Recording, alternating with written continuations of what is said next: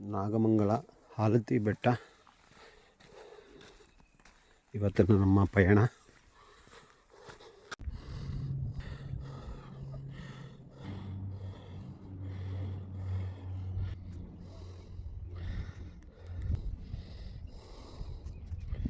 ಆಲತಿ ಬೆಟ್ಟ, ನಾಗಮಂಗಲ.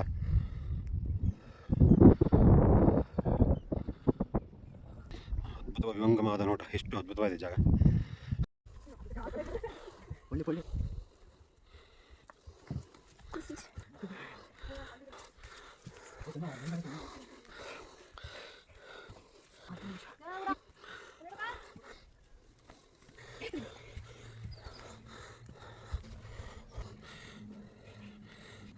ಆಲತಿ ಮಲ್ಲೇಶ್ವರ ಸ್ವಾಮಿ.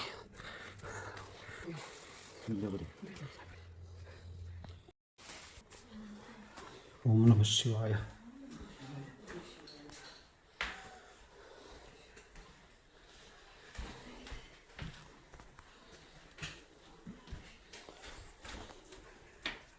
ಹರ ಹರ ಮಹಾದೇವ ನಂದೀಶ ಭಗವಂತ.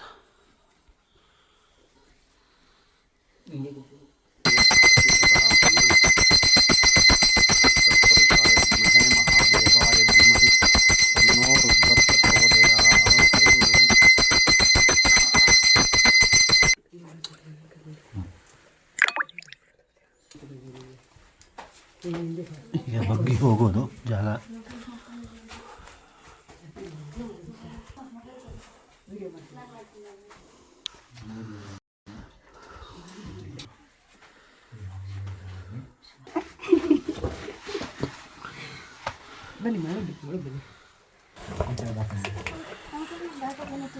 ಅಲ್ವಾ?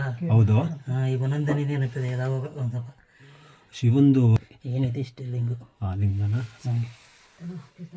ಶಿವ ಉದ್ಭವಲಿಂಗ. ಈ ಗುಹೆಯಲ್ಲಿರೋದು ಮಲ್ಲಿಕಾರ್ಜುನ ಸ್ವಾಮಿ. ನಮಃ ಶಿವಾಯ.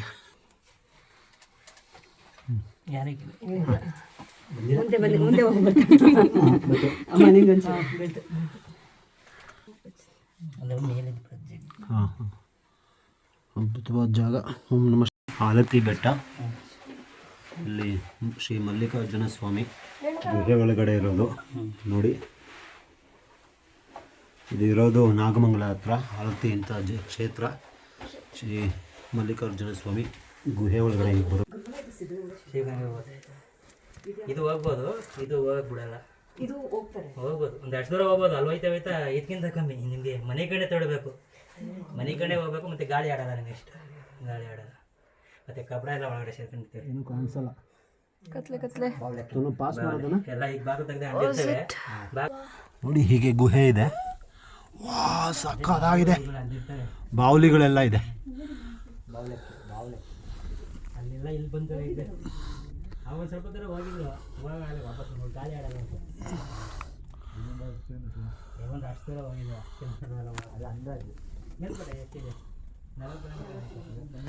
ನೋಡಿ, ಇಲ್ಲೊಂದು ಬೇರು ಬಂದಿದೆ ಈ ಜಾಗದಲ್ಲಿ. ಹಿಂಗೆ ಬರ್ಬೋದು. ಸ್ವಲ್ಪ ದೂರ ಹೋಗುತ್ತೆ, ಉಸಿರಾಡೋಕ್ಕಾಗಲ್ಲ. ಆಮೇಲೆ ಹೀಗೆ ಒಳಗಡೆ ಗುಹೆ ಇದೆ. ಶ್ರೀ ಮಲ್ಲಿಕಾರ್ಜುನ ಸ್ವಾಮಿ ದೇವಸ್ಥಾನ. ಈ ಥರ ಗುಹೆ ಇದೆ. ಇದು ಒಳಗಡೆ ಸ್ವಲ್ಪ ದೂರ ಹೋಗುತ್ತೆ.